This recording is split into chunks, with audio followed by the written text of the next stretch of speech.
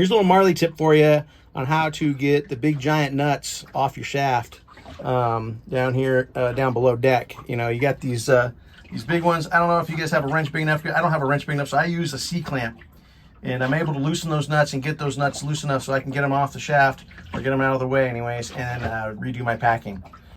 Here's what I wanted to show you is, like, this is literally the water line right here. You can see the water coming up.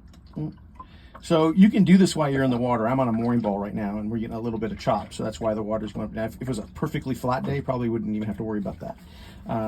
So caliber, mine's a 1989 caliber 38. So I know the LRCs have what they call a dam right here.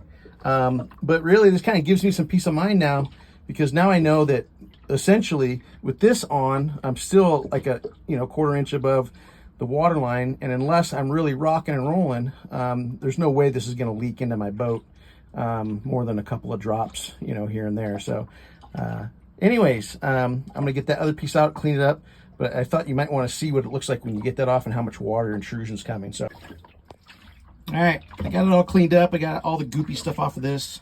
I want there to be a good seal between the wrapping and everything, so that we don't have any issues. But I'm gonna go ahead and I'm gonna measure it and I'll put it back on. I'm not gonna videotape that, but hey, so hopefully that helps one of my caliber friends out there when you're doing this job.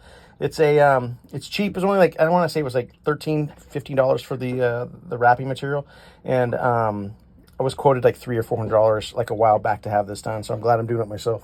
So anyways, that and a little sweat, save some money. But all right, you guys, stay safe out there. It's gonna be a rough one.